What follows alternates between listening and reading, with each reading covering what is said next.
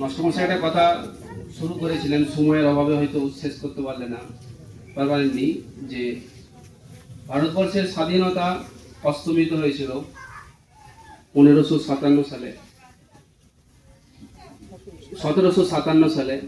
তো এই সময়তে ইংরেজরা আমাদের দেশে তারা এসেছিল ব্যবসা করতে, কিন্তু তারা ব্যবসার নাম করে আমাদের দেশে সেই সময়কার যে সমস্ত রাজা ছিলেন তাদেরকে ছলে বলে কৌশলে বিভিন্নভাবে পরাজিত করে দেশের মূল শাসনভার তারা নিজেরা গ্রহণ করে এবং দেশের মূল্যবান সম্পদগুলিকে তারা নিজেদের দেশে নিয়ে চলে যায়। একদিকে ইংল্যান্ড ধনীর থেকে ধনী হতে থাকে, আর আমাদের ভারতবর্ষ যেটা ছিল চাষি প্রধান দেশ, কৃষি প্রধান দেশ, গরিব থেকে গরিব হতে থাকে। যদিও ভারতের ধনসম্পদ অন্যান্য পার্শ্ববর্তী দেশের তুলনায় কম ছিল না, কিন্তু তারপরেও একদিকে তারা আমাদের দেশের সম্পদগুলো লুট করে নিয়ে চলে যায়, অন্যদিকে আমাদের দেশের মানুষদেরকে কৃতদাসে পরিণত করে এবং তাদেরকে বিভিন্ন প্রকার কর থেকে শুরু করে নীল চাষ করতে বাধ্য করে। বিভিন্নভাবে দেশের যে সমস্ত কৃষিজ পণ্য ছিল সেটাও তারা নিজেদের দেশে নিয়ে পালিয়ে যেত। তো এই ইংরেজদের কবল থেকে ভারতকে মুক্ত করতে গিয়ে ভারত একটা মহান দেশ এবং বিভিন্ন জনগোষ্ঠীর মানুষ এই ভারতবর্ষে বাস করে। এই ভারতবর্ষকে স্বাধীন করতে গিয়ে সমস্ত শ্রেণীর মানুষ তারা রক্ত দিয়েছেন, তারা নিজেদের প্রাণ দিয়েছেন। সেই প্রাণের বিনিময়ে আজ আমরা আমাদের স্বাধীন ভারতবর্ষকে পেয়েছি।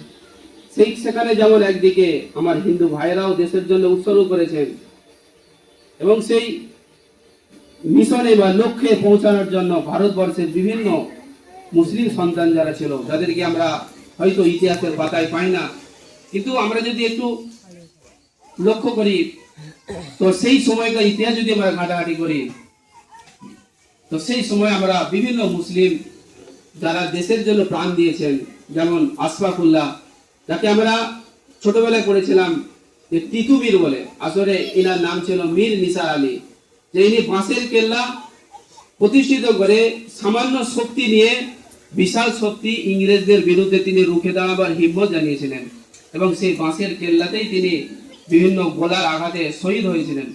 এরকম হাজারো মানুষ, হাজারো হিন্দু, মুসলিম, শিখ, বৌদ্ধ, জৈন, বিভিন্ন ধরনের মানুষ তারা দেশকে স্বাধীন করার জন্য তারা নিজেদের রক্ত দিয়েছেন, নিজেদের জীবনকে উৎসর্গ করেছিলেন।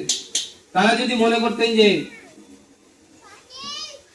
স্বাভাবিকভাবে জীবনযাপন করবেন, ইংরেজদের বিরোধিতা করবেন না, তো তারা সেটাও করতে পারতেন, কিন্তু তারা নিজেদের জীবনকে বিসর্জন দিয়ে পরবর্তী জেনারেশন যারা দুনিয়াতে আসবে, যারা ভারতবর্ষে আসবে, সেই মানুষেরা, সেই সন্তানেরা যাতে স্বাধীনভাবে নিজেদের ধর্মমত, নিজেদের মতবাদ, নিজেদের সমস্ত জিনিসগুলোকে তারা প্রকাশ করতে পারে স্বাধীনভাবে, তার জন্য তারা এত বড় কষ্ট এবং তারা এত বড় তারা আত্মত্যাগ করে গেলেন। কিন্তু বর্তমান অবস্থার যে পরিস্থিতি আমরা দেখতে পাই, এই পরিস্থিতি আমাদেরকে মাস্টারমশাই বিষয়ে আলোকপাত করেছেন যে আমরা খুবই হতাশাগ্রস্ত যে এই কি আমাদের স্বাধীনতা, যেখানে আমাদের আর্থিক নিরাপত্তা, সামাজিক নিরাপত্তা, যেখানে আমাদের ধর্মীয় নিরাপত্তা, কোনো কিছুর নিরাপত্তা নাই। তো এই ভারতবর্ষের স্বাধীনতাকে ধরে রাখার জন্য আমাদের প্রত্যেককে উদ্গ্রীব হতে হবে, আমাদের প্রত্যেকে আগ্রহী হতে হবে যে আমরা প্রত্যেকে মানুষ। আমাদের সর্বপ্রথম পরিচয় হলো আমরা মানুষ এবং মানুষ মানুষের জন্য। আমরা যখন নিজেদের দেশের মানুষের ভালাই চাইব, তাদের ভালো আমরা কামনা করব এবং ভালো করার জন্য আমরা চেষ্টা করব, তো স্রষ্টা যিনি আছেন তিনিও আমাদের জন্য ভালাইয়ের ব্যবস্থা করবেন। সুতরাং আমাদের দেশকে গড়ার জন্য একদিক দিয়ে যেমন নতুন প্রজন্মকে এগিয়ে আসতে হবে, টেকনোলজির দিকে, শিক্ষা দীক্ষার দিকে, আধুনিক প্রযুক্তির দিকে, এবং সবচেয়ে যেটা বড় কথা সেটা হলো যে সততা এবং সততার দিকে, যেটা আজ সমাজের মধ্যে সবচেয়ে বড় অভাব। তো আমি এই সমস্ত অনুরোধ আমার নিজের জন্য এবং প্রত্যেক মুসলিম এবং ধর্ম মত নির্বিশেষে সকলের জন্য শুভ কামনা করে আমি আমার বক্তব্য শেষ করছি। ওমা আলাইনা ইল্লাল বালাগ।